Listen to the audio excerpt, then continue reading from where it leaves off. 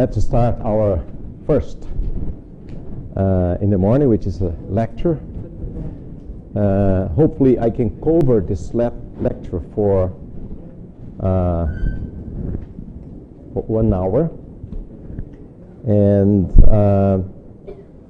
probably I have a news for you, which is Friday in the afternoon will be my last presentation, which is a tutorial. And I will try to organize with you a sort of workshop, internal workshop. I want to extract from this workshop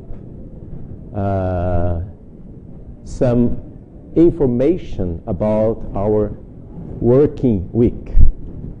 And I'll try to sort for you a piece of paper, and then I will request to every one of you to write a very short paragraph and about the lectures that we have been working the whole week. And the idea of this paragraph is a self brainstorm for each one of you. I would like to connect the research you are right now involved, or the research you have been involved recently, or the research you are planning to be involved next. So those topics, I want you to exercise your brain and connect those self-projects I'm delivering here. So how can they fit together? And how can you use any of those experiences you get this week with your research workshop? Okay? So we should hold this at the second half of my last presentation. All right? Okay, so be ready. Today, this morning, is about magnetic resonance. But magnetic resonance related not to nucleus, okay? So electrons, they are differently interacting in materials. So we come from a situation where there is no electron-electron interaction, like in paramagnetism, up to when electrons are strongly interacting in a solid in ferromagnetism. In all this range of behavior, and remember, interacting electrons, we have just one, paramagnetic. But interacting electrons, we have a lot of different systems. Like, for instance, ferromagnetism, ferrimagnetism, antiferromagnetism. But this is not only 3. The list goes long because we have some exotic combination or interaction of electrons in solids, like, for instance, spin glasses and different kinds of spin glasses, actually. We have frustrated magnetic systems, helical magnetism, so we have a lot of different magnetic behavior. But in all of them, if you apply an external field, no matter whether electrons are interacting or not, and the way they are interacting, if you apply an external field, electrons try to turn around the direction of the external applied field. When they do this, there is a typical frequency they are turning around. So that frequency depends on the spin and also the environment the spin is located. And if you somehow manage it to give to the system an external frequency that matches that one, you drive your system to a resonance condition. So you have magnetic resonance. And that can give you a lot of information about the magnetic system. So my lecture this morning is about this point. Okay? So I'll try to agenda and a little bit about instrumentation, then temperature dependent experiments, angular dependent, and I want to show you one example of phase transition. And in the way I should touch about how to model the data, how you can model the data and extract information from that one.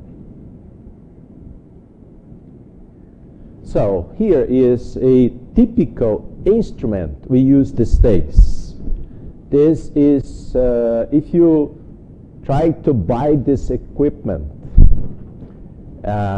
if physicists go to buy this equipment, they must ask for EPR, Electron Paramagnetic Resonance System. If a chemist go to buy this equipment, he may ask to buy a ESR, Electron Spin Resonance. It is the same, actually. And today, people are using the same instrumentation to perform paramagnetic resonance and also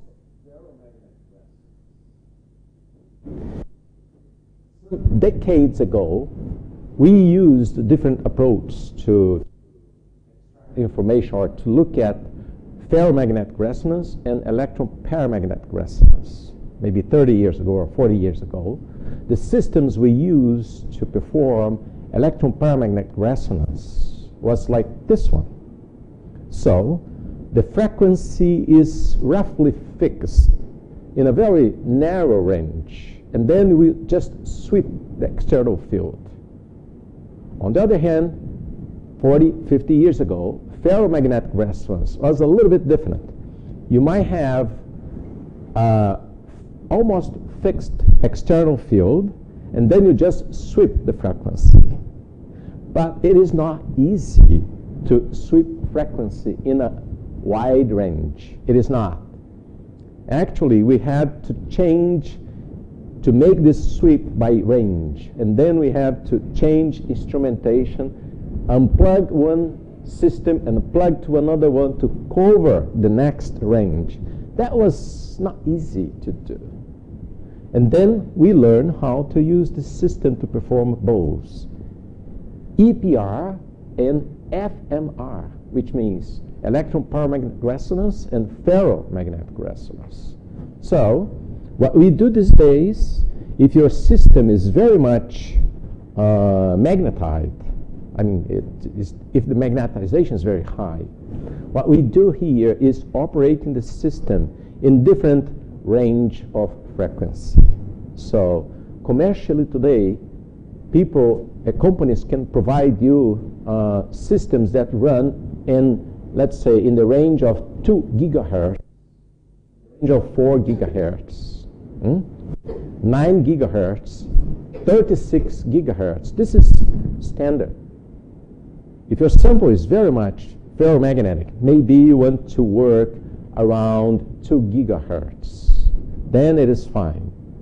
So if your system is paramagnetic and you want to split more and take higher resolution of it, maybe you operate at 36 gigahertz, which is called the Q band. And as you go up in frequency, the cavity shorts in. So the Q band, which operates at around 36 gigahertz, the cavity is big like that much. If you go to 9 gigahertz, which is called X band, the cavity goes like this. So as you go lower in frequency, the cavity goes higher. And of course, maybe you need more amount of sample inside. So operating at 36 gigahertz, you have just a small amount of sample, milligrams. Even in some cases, micrograms, it's enough to work. In our place, we recently this equipment. And what we did was to buy actually 5 different frequencies modules. So you can operate from around 2 gigahertz up to 36. And the 2 gigahertz, the cavity is really big. So why we did that? Because we want to do some biological applications. Like, for instance, we want to test the toxicity and the of magnetic nanoparticles when you inject in the animals. So if you inject, those in the blood circulation of the animal, and that just spreads out in the animal's body. And we want to know how much cross the brain-blood barrier and go into the brain. And then we want to take the whole brain of the animal, put in the cavity, and do the EPR measurements. So that's why we need to buy equipment which operates at lower frequency, so the cavity is big, you can input the whole organ inside the cavity. So those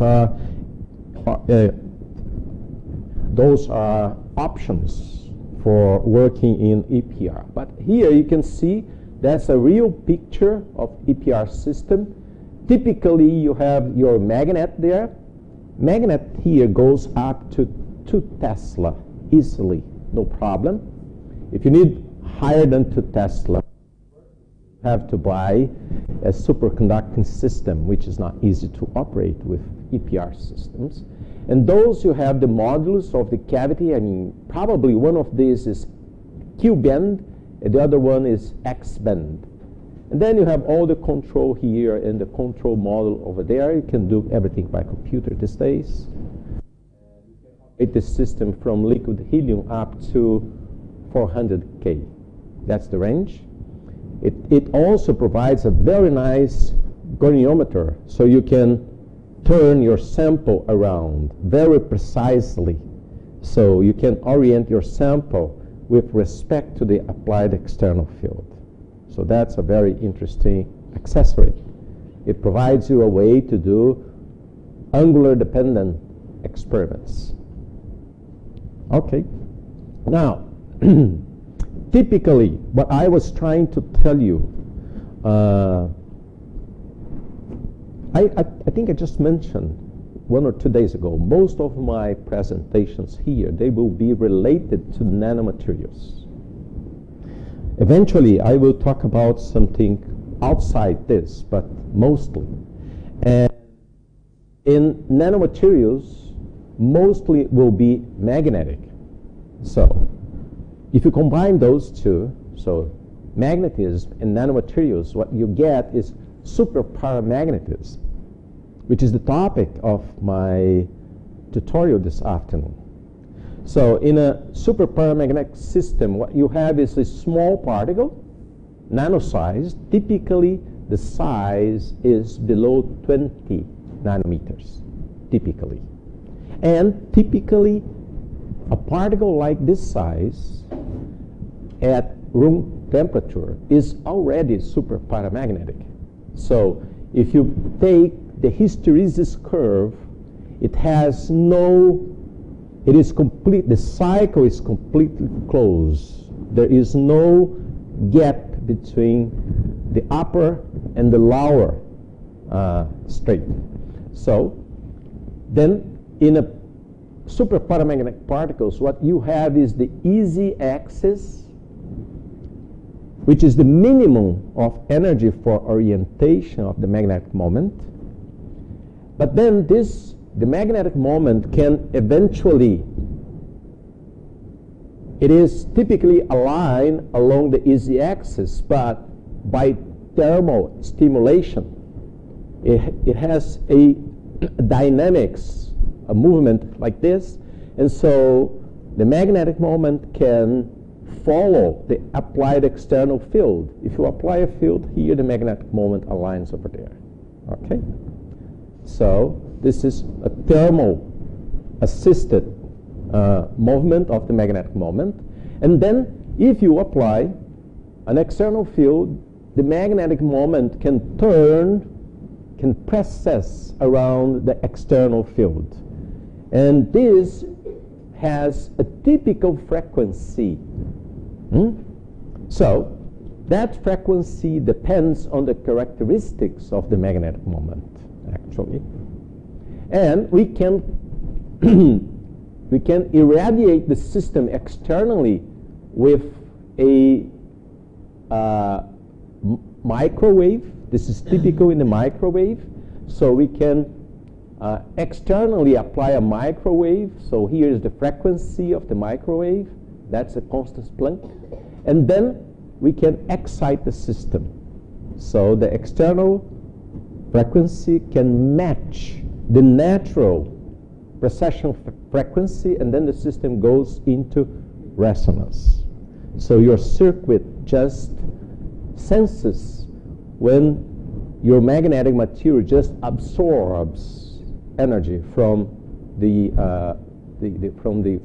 external applied AC field. Okay.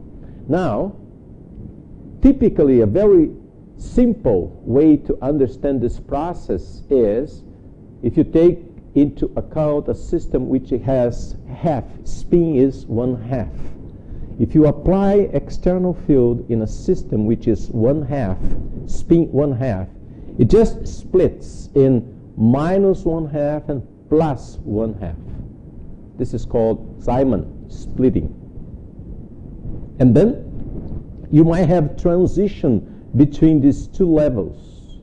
And as you increase the external field, the difference between these two levels just go up and up. It goes linearly at lower fields.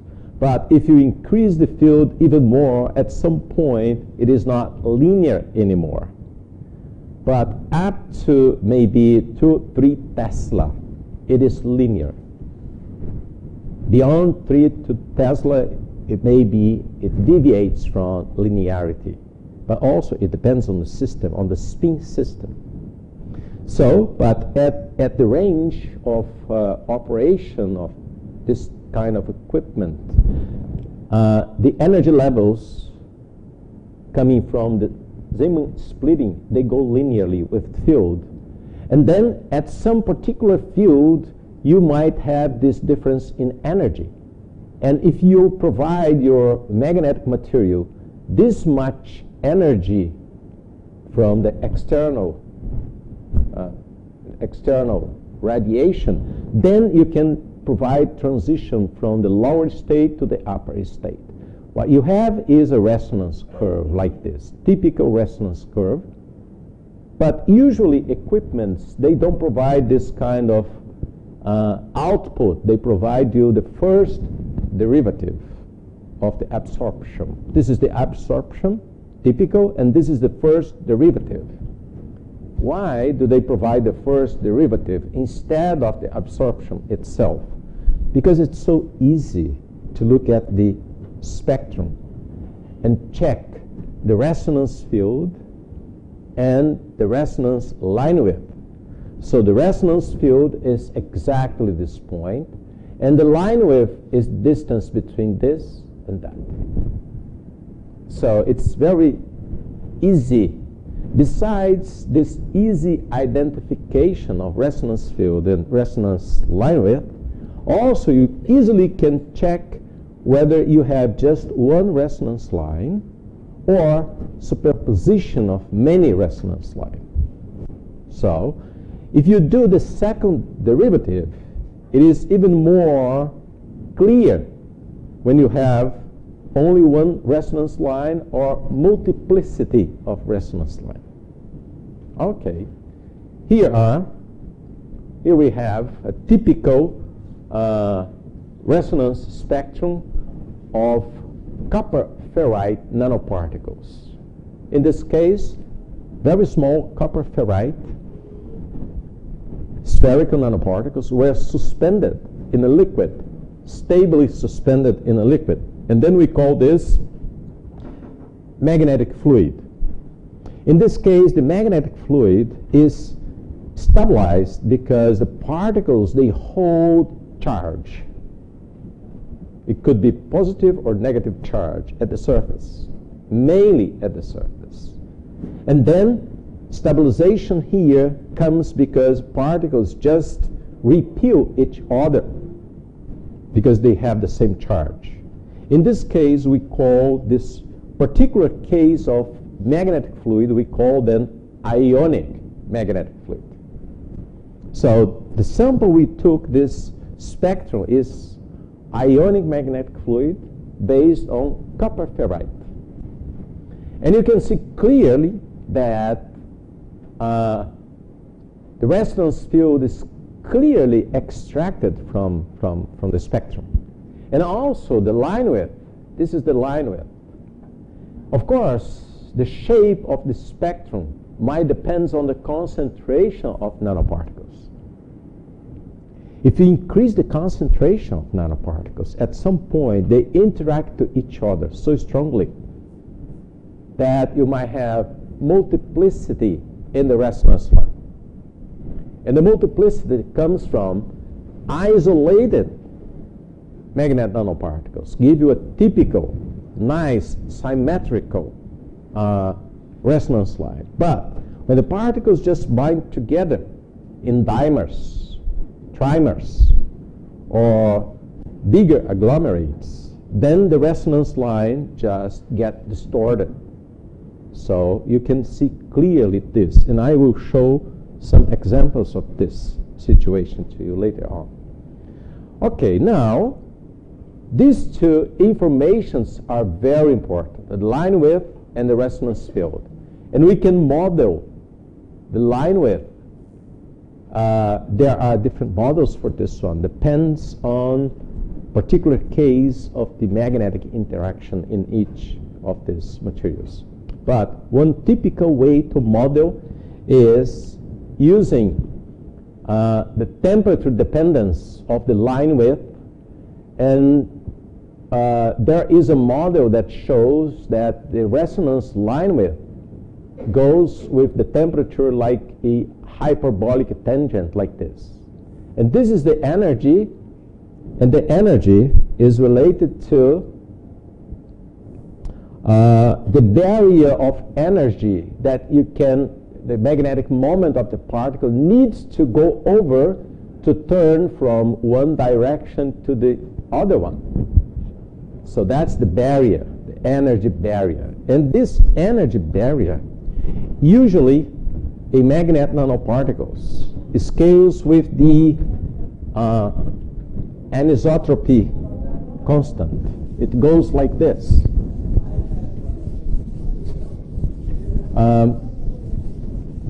In the previous days here, I had a chance to show you a couple of times this configuration, but typically it's like this. That's energy, that's the angle,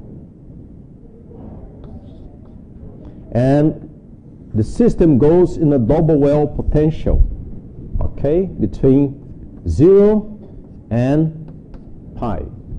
So here is the barrier, the energy barrier. This energy barrier is K times V, which is the anisotropy or effective anisotropy constant and the average volume. So that's the energy term that comes to this equation. Of course, if you include only the anisotropy energy, it means particles are not interacting to one another. If they do interact to one another, you have to include in this energy term the energy interaction. So it could be complicated. But you can manage it to get rid of this complication, if you will, because you operate with diluted magnetic fluids. So you can disperse your nanoparticles, like in this range, 10 to 16 per cubic centimeter is a range, typical range, where particles, they don't interact strongly to each other. If you go up to 10 to 17 or 10 to 18, then they do interact. And actually, you can do experiments as a function of concentration. If you want to understand how the particles interact to each other, which is very important in many cases, in many applications. Also, from the resonance field, you can extract a very important information. So the resonance frequency, if you look at this equation, so the resonance frequency scales with the effective field. So effective field is the field that comes from the field applied by the equipment itself, the anisotropy field, the demagnetizing field, and exchange field. There are different components for the effective field. So each of these components, it brings in information about the nanoparticle, except of obviously the field applied by the equipment. But the anisotropy field, demagnetizing field, and exchange field, they really bring in information about the nanoparticle. So information that you can extract looking how the resonance field goes with, for instance, the temperature, goes with the angular orientation with respect to external field. So you can perform different experiments with this. Now you can see spectra which are a little bit more complicated than the previous one, which means it is not only one resonance line. You have a superposition here of different resonance lines. You can see clearly at least 2 resonance lines here. Maybe this one is a little bit broader. See, this is the first derivative, and this is the second derivative. In the first derivative, you cannot see clearly. It just looks like a broader resonance line. But if you are familiar with this kind of spectroscopy, you guess already when the resonance line is a little broader, you should expect that it is not only one line. So if you take the second derivative like we did here, it is clear that you don't have only one single line. Okay? Because the second, if there was only one single line, the second derivative will be smooth like this. And not with this structure here. More clearly, look at this spectrum. This is the first derivative. Now it is much clearer than we have not only one resonance line here. It's much clearer than that case. And then if you take the second derivative, look at that. Clearly. What is the difference between one sample and another one? They are about the same size, about the same temperature, about the same concentration, but this is copper ferrite and this nickel ferrite. Okay? So they are different. They have the same crystal structure, typically cubic ferrite, and but the difference is that you are replacing copper with nickel. It's a big change in the material. So,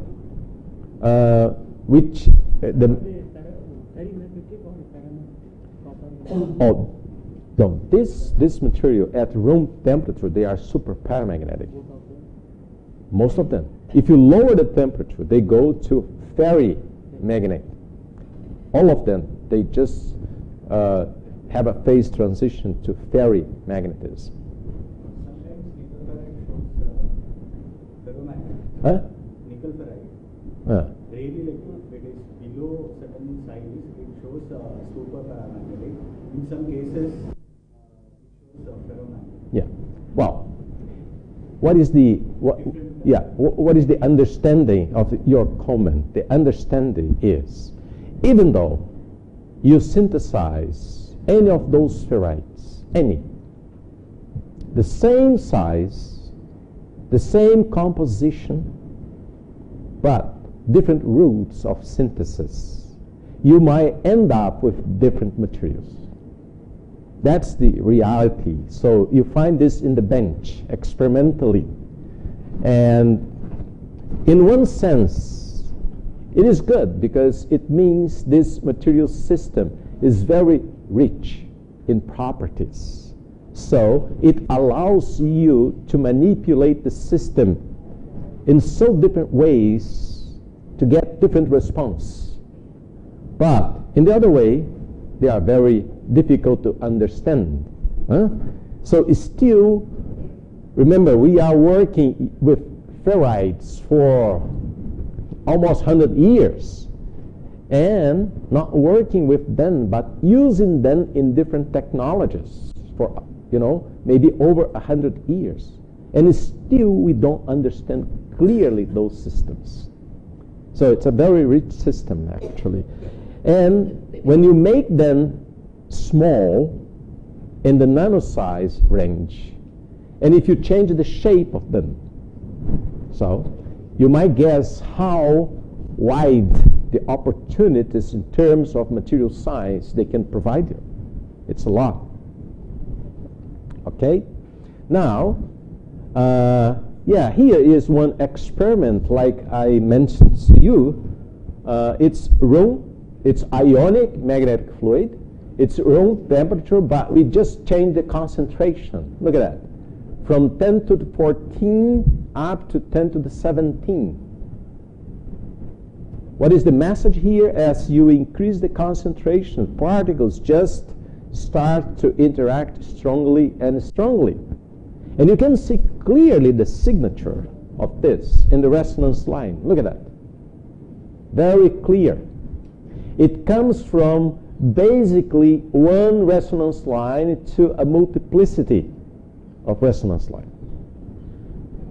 You have to fit this resonance line using multiple components. And then you extract from each one the resonance field, and so those numbers are the numbers you should use to understand the behavior of the system. In this case, it is also very important when you fit the resonance line in multiple components. Each component gives you not only the line width and the resonance field, but gives you also the intensity. So you have the relative intensity. And maybe you are talking a system that as you increase the concentration, more and more the particles group together in dimer or trimers. And then the intensity will show you a fraction of dimers and trimers and isolated nanoparticles. So that's why it is important also to pay attention. We did all this kind of experiments before, and here see one application of this temperature dependence of the line width. So this system is, you can see it's a manganese ferrite. There is a 4 over there, a missing 4 over there, okay? So it's Mn2O4 actually. It's a manganese ferrite. It's a nanoparticle. It's less than 10 nanometers in diameter. And we perform experiments as a function of temperature, but going up in concentration. See, this is from 1.2 times 10 to the 16 up to 6.3. So increasing the concentration. Even though we are on the same range of 10 to the 16, you can see the difference. So, as you increase the concentration, the temperature dependence bends more and more. at lower concentration, it's almost linear. But higher concentration, it bends more and more. If you go up in concentration, it really bends much more. So, in this case, because we are increasing the concentration, at some point we know particle-particle interaction will play a very important role.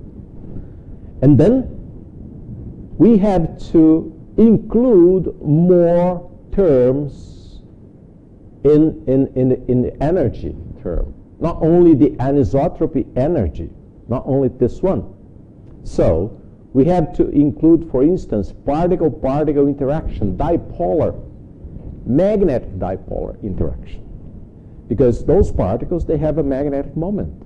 When they come close together, you know, we have magnetic dipolar interaction. And magnetic dipolar interaction is given by this term, the third term. Also, it is important to keep in mind that you have an external applied field. So the magnetic moment also interacts with the applied external field. So we include all these terms here in the energy, and then we can fit, you know, of course, the solid lines here are the fitting. And we can extract information how strongly these terms go with the particle concentration in your sample. It is a way to understand the system. And if you understand the system, you can build from then some devices. Actually, I have to tell you, when people start talking about nanotechnology, we start talking about this in the 90s. But since the 70s, we have companies using magnetic fluids to build, for instance, loudspeakers. Loudspeakers, high-performance loudspeakers, like a company called Bose, B-O-S-E. Bose has been in the market since the 70s, when they market the first high-performance loudspeakers. What is the difference of their high-performance loudspeakers? It's because they included their magnetic fluid. So, magnetic fluid is a typical nanomaterial. It was the first ever nanotechnology market. It was marketed maybe 15 to 20 years before people start talking about nanotechnology. It's the same thing. What happened with superparamagnetism. Superparamagnetism was discovered and explained by Niel in 1949. It is typical nanoscience. So we have this before, right? Even in recent times. But if you look back in history, 1,000 years ago, people were using metallic particles to make ink, different colors of ink, because they change the size of the nanoparticles. Of course, they didn't know about that. They know how to make it, but they don't know what is the basics behind it. But this is not the same case with superparamagnetism. It is not the same case with the magnetic fluid. So those are recent cases, but we did know about what is behind it. The only missing point is that at that time, nobody were talking about nanoscience and nanotechnology. So then it is very important to understand this interaction. Because if you go and make some devices from them, it is very important to know this interaction. Okay, here is another example of we can use to extract information from this system. So here I can show you, though I think I mentioned this before, we were able to synthesize those polymer spheres. Well, typically the size of this polymer is about 200 microns, but they are porous. And then in the porous, nanopores, we can synthesize cubic ferrite, like manganese ferrite, copper ferrite, or even magnetite. And then we can include more and more nanoparticles inside, so the system looks like, from this situation where there is no nanoparticle inside, it's a mid concentration, average concentration, high concentration of magnetite. Okay? Now, we can investigate how much those nanoparticles inside this polymer, how do they interact to each other? You can use this, it's exactly magnetic resonance. So we did this. We synthesized samples with increasing concentration of magnetic nanoparticles. And the data here looks like the previous data. I mean, it's just about like this one. So if you increase the concentration of nanoparticles in the fluid, you can see the curves bending more and more. And also the line width, the value of the line width, actually it goes higher and higher as you increase. So you can see the axis here, though it is normalized, you can see that it's going higher and higher. So the line width broadens more as you increase the concentration of nanoparticles. That's the same case here. And in this case, it's not normalized. You can see the line width in values of kilogauss or kiloerst. Okay? So as you increase the concentration, the line broadens more and more and more. And the temperature dependence goes more and more, bending more and more. That's the case, typically. Now, besides the line width, we can also model the resonance field. Resonance field is a little bit more complicated than the line width. Why? Because there are many contributions to the resonance field. And those contributions are not easy to model. So in this case, we model like this. The resonance field is the frequency, the typical resonance frequency of the system, plus other components that comes from the effective field. Remember, if you take all these three terms and make to the left side, all of them are field, which makes altogether the effective field. So the effective field is a composition between the applied field and many internal fields. Among them, you have the demagnetizing field, the anisotropy field, and the exchange field. Okay? So how you can model each one? Just one idea to you. For instance, how you can model the anisotropy field.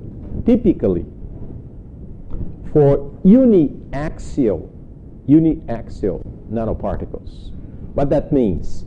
There are nanoparticles that they have only one easy axis. We call uniaxial. But there are systems, crystals, that they have more than one easy axis.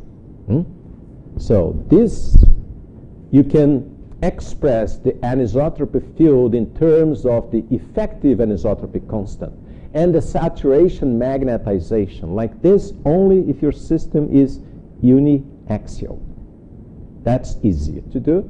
And most of cubic ferrites operates this way. When they are spherical in shape.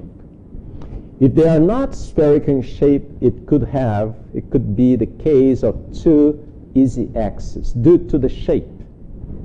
Now, then your effective anisotropy is a combination of the bulk anisotropy and a temperature-dependent anisotropy. And this term, it is actually related to the surface anisotropy. So we can model this, and we can take this back, and you can see your resonance field here is, it takes a term which is temperature independent and a term which is temperature dependent. So what is important in this case, the coefficient here, it brings in a term which is related to the surface anisotropy. And in nanomaterials, magnet nanomaterials, surface anisotropy is a very important issue. And you can model this. So usually the surface anisotropy depends on the ratio between the surface of the material and the bulk of the material, which means the area and the volume.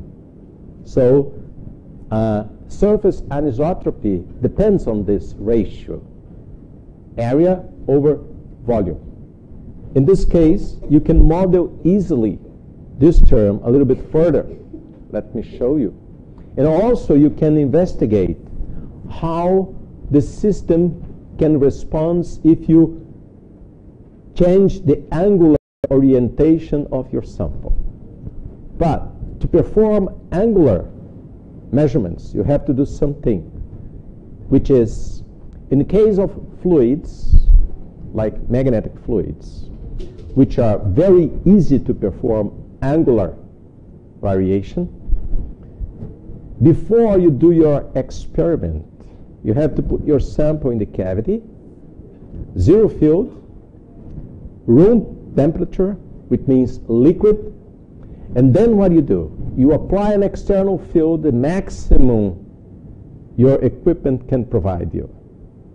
Typically is 2 Tesla. This is typical. So you apply an external field, and of course, if the sample is liquid, most or roughly the magnet nanoparticles will align to the external field. Of course, they are not perfectly aligned because they are particles and they have Brownian motion, right? But roughly they are oriented, aligned to the external field. And then you've frozen your sample, okay? So you go down to helium temperature, which means the particles inside the sample are likely frozen and aligned, okay?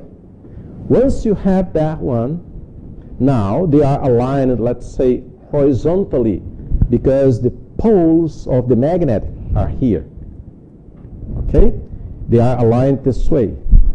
Now you can take your sample and turn this way with respect to the external field, which means the direction of the align of your sample, and here is the field. Now you will perform an experiment like this.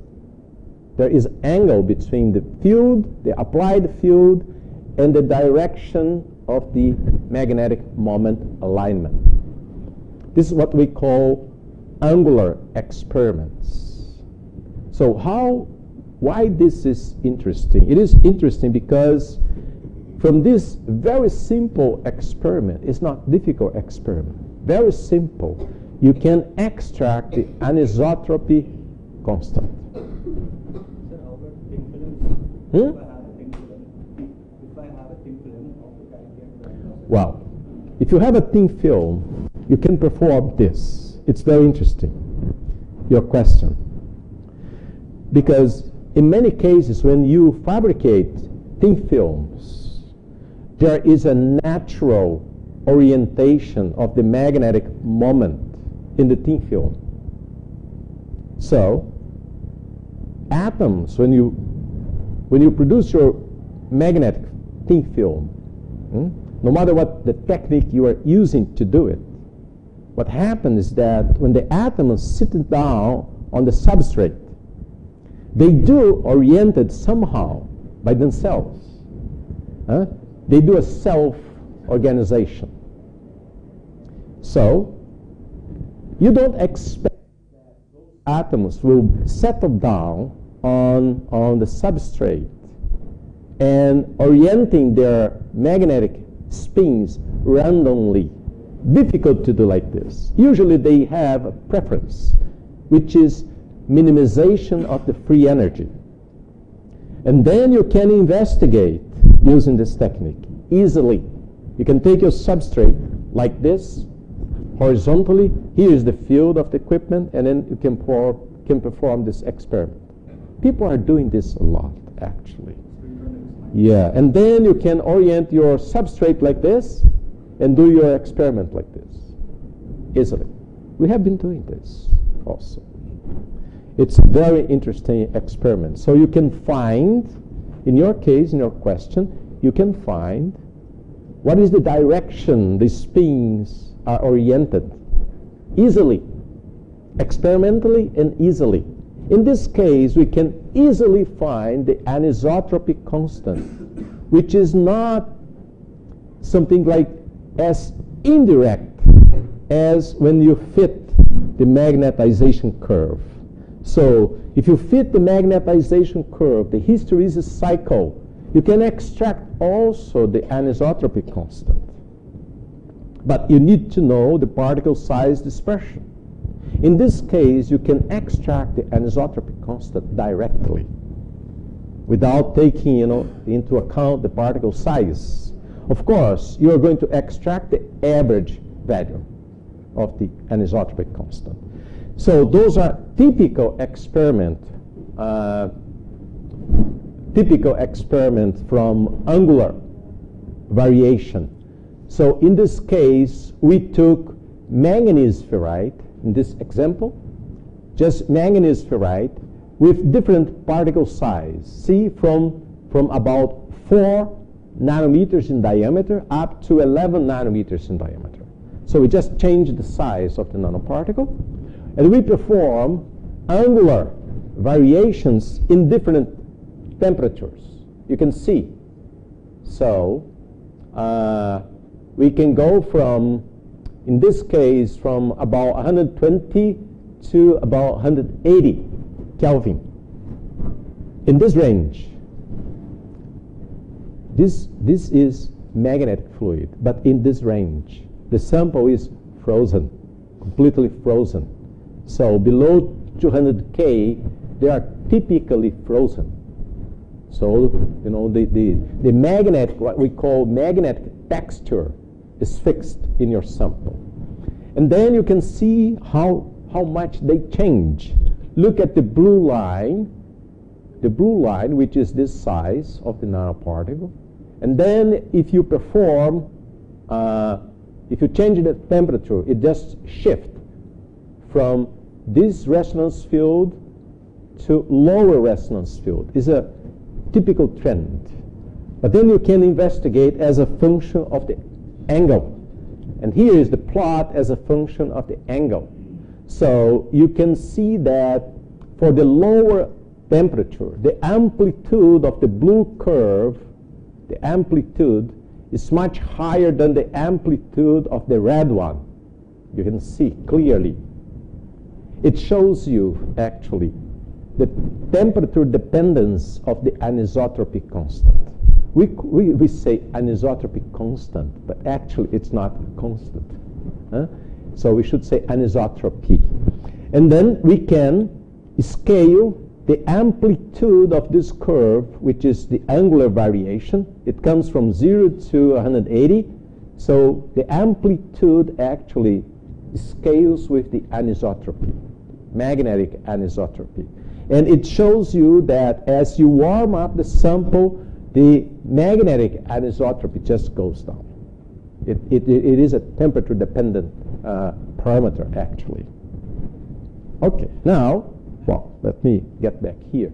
And then the resonance field can be written like this. One term which is only dependent on the size of the nanoparticle, and another term which depends on the size and the orientation. And this contribution is used to extract the anisotropy, the magnetic anisotropy. So again here, the resonance field, the angular independent resonance field has three components, and this is the exchange. We call exchange component of the resonance field. And the exchange, it depends on the size of the nanoparticle. So this is a proposal for field, and there is a very important aspect here, which is the dependence of the size. So we have this coefficient beta here, and we can fit this coefficient for all different samples, and we found this coefficient in the range between around 0.5, which is expected. It is the range expected for this coefficient if the exchange field is an important contribution. So the information from this fitting is that the exchange field is really an important component, and it follows the expected coefficient. So it is really an important component in this case. It is a proof that we are including a term in the resonance field which is the right term to work. And also we can extract the information from the angular dependence experiment. So that is the anisotropy field, which is related to the anisotropy constant.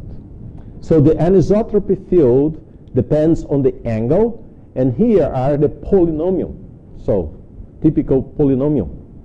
And those are, and it means if you take the polynomial of zero order, you want to describe spherical nanoparticles.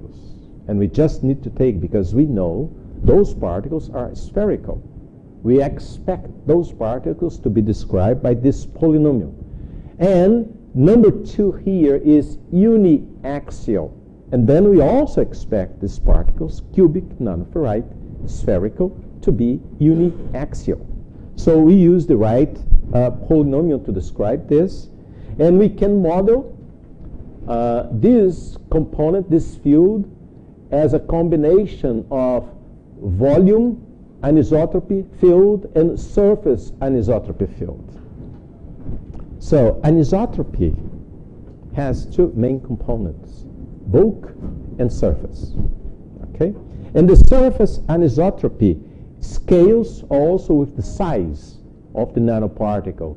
And the exponent here is expected to be close to 1. And we really find it close to 1. It means in this system, we should expect surface anisotropy to be a very important contribution. So we can check all these models behind the understanding of the magnetic resonance of these materials. So these are all ways to check and understand how the system behaves.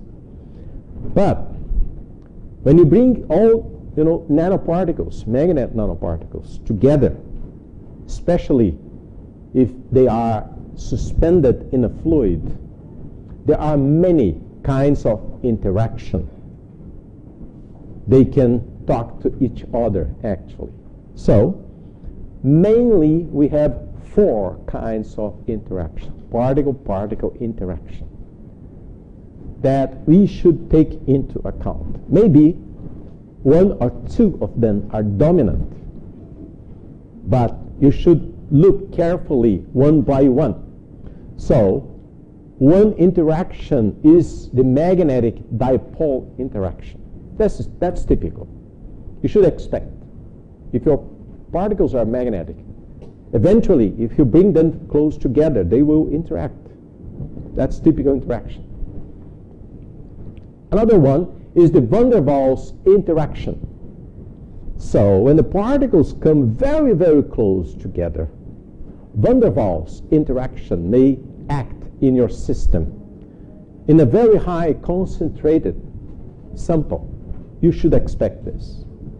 And maybe some, small deviations will appear in your system if you don't take this into account. Another one is the electric interaction, Coulombic interaction. Usually, nanoparticles in suspension, they have charge. They hold electric charge. And then they might repel each other. And that is typically the interaction, electric interaction. Of course, you are taking into account a correction of the electrical interaction here. So it's a typical correction. It's not perfectly Coulombic interaction. Okay? So you have to take into account this term of correction, exponential correction of the interaction. And the last one is a very interesting kind of particle-particle interaction, which is important if the particles, the nanoparticles, are coated with a layer, molecular layer. So, and if your particle is coated with molecules on the surface, when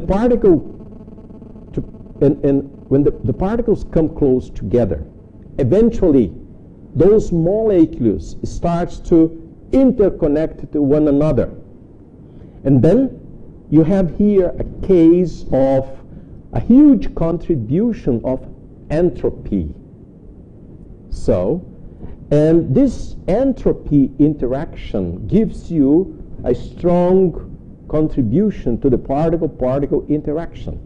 So, if you try to bring particles close together, when they start to touch the surface molecules, they don't want to go.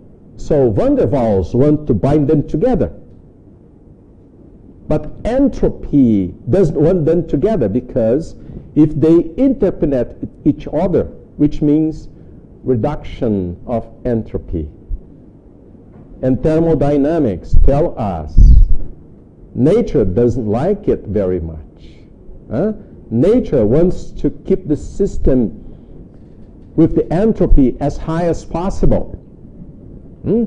So, when particles start to come and make the chains to interconnect each one, they don't like it. They just repel. This is driven by entropy. So, this is a term that describes the entropy-driven repulsion. And this is the term you colloidal stability. Very important in colloidal stability. Very important. Any kind of colloid, it doesn't matter. It could be ionic colloid or no ionic colloid. This term will be always there. So we have these four terms to take into account in analyzing interaction of nanoparticles suspended in a fluid, any kind of fluid, not only water-based fluid, but also organic-based fluid. Of course, if you are looking at organic-based fluids, maybe this term is very very small. In ionic colloids, this term is important, but in no-ionic colloids or organic colloids, this term is very small, because ionic particles, they do have high charge, and no-ionic, they don't have a huge charge. So, then there a possibility to investigate a little bit further particles which are interacting in a fluid, and eventually is it possible to take them apart? So we use magnetic resonance to investigate this phenomenon, which is, we found it is a typical phase transition actually. So what we did in this case, this system is, you can see here, is zinc ferrite nanoparticles. And they are the nanoparticles are suspended in a liquid. It's a magnetic fluid. But it is a sort of concentrated magnetic fluid. If the fluid is concentrated, you might expect particles to be binding together. So, and also, you should expect that if you increase the temperature, eventually those particles will be taken apart. This is typical of phase transition. This was our expectation when we start doing this experiment. And finally, we found that the phase transition is very typical. So we did the experiment as a function of t, and in this range you can see from roughly 290 to 340. I mentioned to you minutes ago that below 200 magnetic fluids are frozen. But starting about 200 K, if you warm up, depending on the fluid, and depending on the concentration of the fluid, they really melt above 200 K. So, see, the range we investigated, this sample is already in the fluid. It is fluid, not solid anymore, not frozen anymore. And then you can see typically that the resonance line is not symmetrical. It's pretty much asymmetric, which means it is not only one resonance line. So we fit this using, as you can see here, we fit that one using actually 3 resonance lines, or actually 4 resonance lines here. You can see 2 blues and 2 reds. Okay? So, and the blues and the red, it means that you have in this sample particles which are isolated and particles which are bind together. But there are different ways that 2 particles can bind together. I think I mentioned this also to you. If you have the magnetic moment of particles, 2 particles together, they can align the magnetic moment like this one, which is called coherent, or they can align the magnetic moment like this one, which is called funny. These are typical. And the energy of these 2 systems, the energy is different. So 2 lines here are related to this kind of orientation. And the 3rd line we have to include because it might respond for even bigger clusters. So we had eventually single nanoparticles, we have dimers, 2 kinds of dimers, and eventually a fraction of even larger. So we have to include a 4th line to analyze the data. But the 2 lines which describe the dimers in this way or this way, we took them to investigate the intensity of these lines as you warm up the sample. Because at some point, these 2 particles, either oriented this way or that way, is going to disrupt. So the dimer at some temperature will break down. So we were able to find actually the line width of those lines and track them as a function of temperature. So we have here the line width of a monomer of dimer 1 and a monomer of dimer 2. So it's a difference from the monomer to the dimer. The resonance field of the monomer minus the resonance field of the dimer. Okay? So we track them as a function of t, and you can see this behavior is typical what we call critical behavior. Phase transition is typical what we call critical behavior. And this critical behavior is related to what people call order parameter. Every phase transition eventually, in principle, you can associate that phase transition to an order parameter. But you have to find exactly which one responds for the order parameter. It's not any parameter, which is good to describe the phase transition. And we found actually the square of the line width, or the difference, is the good parameter as order parameter. So we modeled this in a typical phase transition equation. This is typical. I showed you this equation before here for magnetization. And I mentioned to you, in that case, that the critical exponent could be half, could be 1/3. In 3D magnetic systems, typically, this is 1/3. In two-dimensional systems like Ising, two-dimensional, this is half, actually.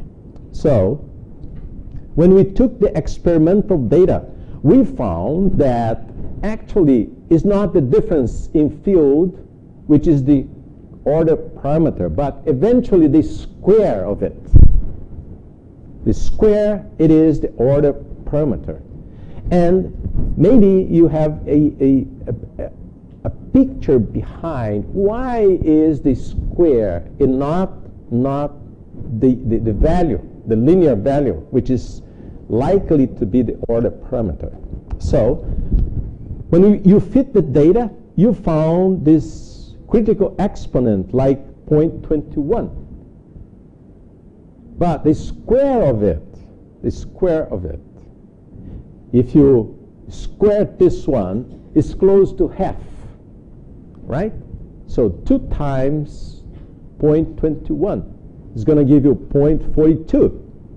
So that is very close to half, which is the signature of a phase transition. So why it is the square and not the value? Maybe you can understand this one. The two configurations of dimers are this kind of configuration or this type of configuration. Okay? So if you make square of this configuration, okay? Like see, you can think about this projection of those vectors in this axis. Okay? If you make a square, it is the same if they are oriented this way or that way. It is the same. But this is not the big issue. The big issue is when this is like that. So if you don't take the square projection of those two guys in this axis, will cancel each other, right? But if you make this square, they make the projections positive. It doesn't cancel each other. So this is the reason, specifically the reason why we should take the square and not the parameter itself. It happens in many cases in phase transition. This is interesting. There are many phase transitions that you have domains oriented this way. When domains are oriented this way and the system goes to a phase transition, the order parameter should be square because it makes the same idea. That happens in magnetic transitions, in magnetic domains, and also it happens in electric domains. When you are working with ferro or working with ferromagnetic materials. So that's a very typical in phase transition. And that was amazing. We found the same idea here, but not exactly in typical domains. These are not typical domains. These are single domains. So if single domains also orient like that, you should expect the phase transition connected to the order parameter to be square. And we found this here. So I just want to finish showing something else. So far, I showed you data of magnetic resonance of the nanoparticles themselves. But this was a different experiment. In this case, we took a magnetic fluid and dropped inside the fluid this molecule called tempol. Tempol is organic. It's an organic molecule. It's very useful in biophysics. It's used to track biophysical process or biological process.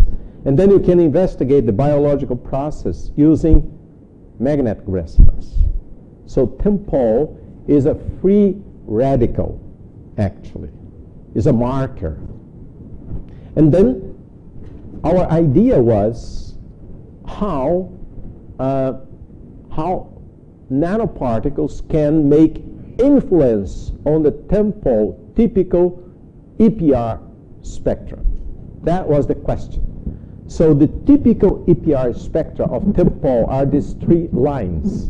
Very typical, very standard. And the change of these three lines is used as a sensor for a biochemical process. So what we did was to drop tempol inside magnetic fluid, but we used two kinds of magnetic fluid. The core is the same, but it was different. And we want to know how much the tempol molecule can interact with the coating.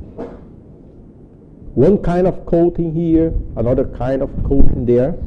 And this is why we have sample A and sample B, and we make sample A and sample B at different concentrations. Concentrations of nanoparticle. Tempol concentration was the same. Okay? Now, this experiment was performed at room temperature. We just change the concentration of nanoparticles, keeping tempol concentration the same, and using two kinds of coating of the nanoparticles. So we expect tempol could interact differently with one and another. So here is what we found. And then we took two data. We took the resonance line of tempol, and we took the line width. And you can see the resonance field of tempol as a function of nanoparticle concentration. All the experimental data fall on the same straight line, which means this is core dependent, simply core dependent. It doesn't depend on the coating, which means the resonance field is not sensitive to the coating. But if you look at the resonance line width, it's quite different. Both they are always straight lines, which is good. Every straight line, it's excellent to use as a standard for calibration. Calibration requires straight line. But we have straight line with the same angular, with same slope, but with different cutting point here, which means the resonance line width is really sensitive to the coating. So you can, besides adding to investigate any kind of biochemical process, you can also include nanoparticles. So you have a chance to extend the capability of this tempol biochemical probe in your experiment. So this is a way to show that magnetic nanoparticles combined with tempol is much more precise and much more rich as a probe for biochemical process.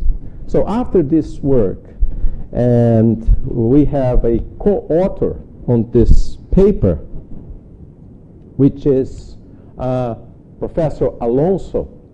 He is a biophysics. He does biophysics. So he used this approach to investigate many other biochemical processes, including not only tempol, but including magnetic nanoparticles. It was the first work in this sense. So And then we also did something similar. This work was done before that one. This was the first one. In this case, we take cobalt ferrite nanoparticles, magnetic fluid, and then we add copper ion in solution. So nanoparticles are here in suspension and copper ion are around. We use copper sulfate because copper sulfate is standard. Very good. So we first try to understand the influence of the copper ion concentration inside the magnetic fluid. This is the resonance line of the magnetic fluid, which means the resonance line of this nanoparticle. But around the nanoparticle, we have increasing concentration of copper ion.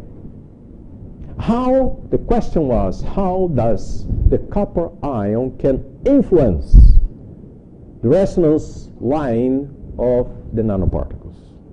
So that was the first work, and it was performed by one of my first PhD students. This was his one of work of his thesis, and we found we can model the resonance line shape, taking into account the distribution of copper ions around. So it's a way to investigate ions in suspension using the nanoparticle as a probe. This is the point. So this is a typical line shape extraction, because here is the Gaussian. You can see this is the Gaussian. I'm sorry. This is Lorentz line shape. And then we just modulate the Lorentz line shape with the concentration of nanoparticles, of copper ion, and included here the particle size distribution, because particles are not uniform in size. They are polydispersed. So if you see the data, maybe you can guess here, you have the symbols are experimental, but there is a solid line going through. But the fit is so good that you cannot see clearly because they are right on top each other. So this work shows that you can use magnet nanoparticles to probe ionic ions in suspension. And if you change the concentration of ionic ions, the resonance line will change. So the change in the resonance line tells you what is the concentration. It's a way to probe the concentration, not only for copper, but in principle for any kind of ion. So finally, there are some biological applications. Here you can see a cell. This is yeast cell. And then we doped these yeast cells with magnet nanoparticles. So we make those cells magnetic. They don't die because they have nanoparticles on their membrane. They don't care. Only now you can manipulate the cells. If you take a magnet and stick on the beaker or the Petri, you can manipulate the cells. You can make the cells magnetic without changing their life anyway, so they keep living the same way. Particles are not toxic for them, but then you can manipulate the cells. Cells keep operating the same way. And actually this research was developed because we want to use those cells to metabolize dyes from the industry. So the fabric industry produces a lot of dyes, a lot of pollution in the environment. How to clean up the water? Yeast cell, they eat dyes. They metabolize dyes. But the problem is, if you have a big tank of water, dirty water, if you put those cells inside, they will eat the dyes. But then how you take those cells out? This is the way. You make them magnetic. And then you go this water through a magnetic filter. This research was developed because of this. And the first author is my son.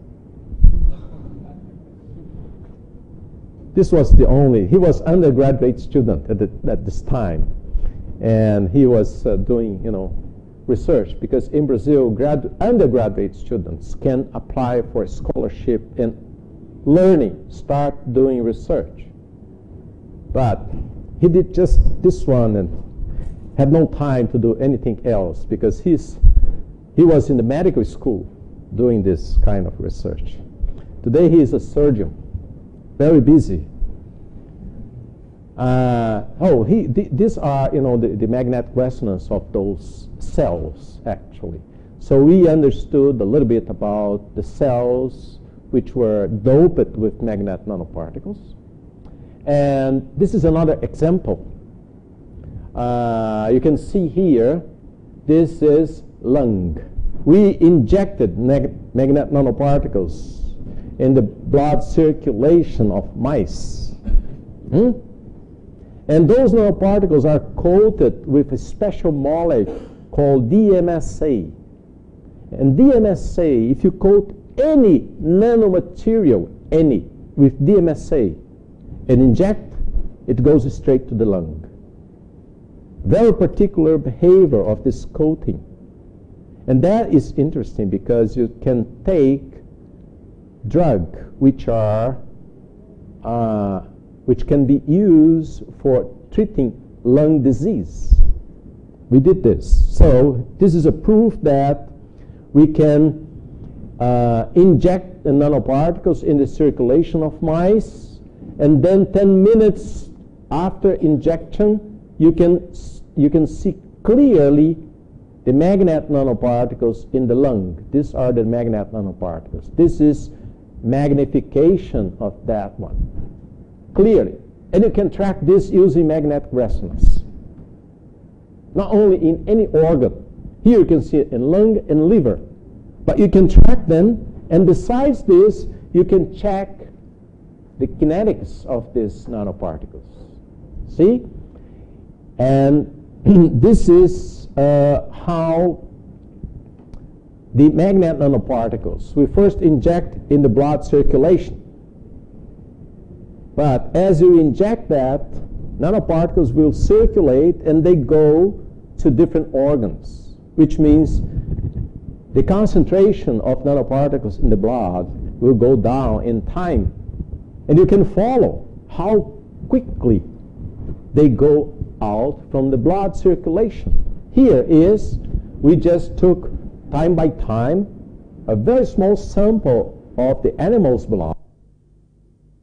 And then we check the resonance, the magnetic resonance of that blood sample. And here you can see at different times. And then from the intensity, we can check the concentration of nanoparticles in the blood circulation as a function of time. And we found in this particular case, the half-life of the nanoparticles circulating in the blood is about 7 minutes. Which means in 7 minutes after you inject, half of the nanoparticles already move to different organs. And then you can find which organs they are. It's interesting. We did this years ago. And we found that nanoparticles, in terms of their toxicity, they are core dependent or they're dependent on both. We made many experiments. Different core, different shells, and we found different toxicities. So we start performing nanotoxicity as early as 1997. If If you go to the literature, people start doing nanotoxicity by the year of 2000, actually. So a few years after we start doing that. I really appreciate your patience again with me. Thank you so much.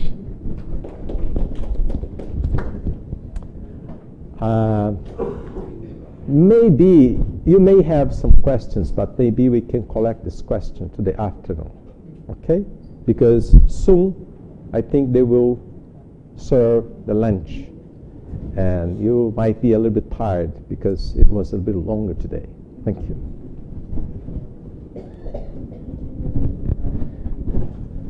Do you have already the other one? Do you have already the file for the afternoon?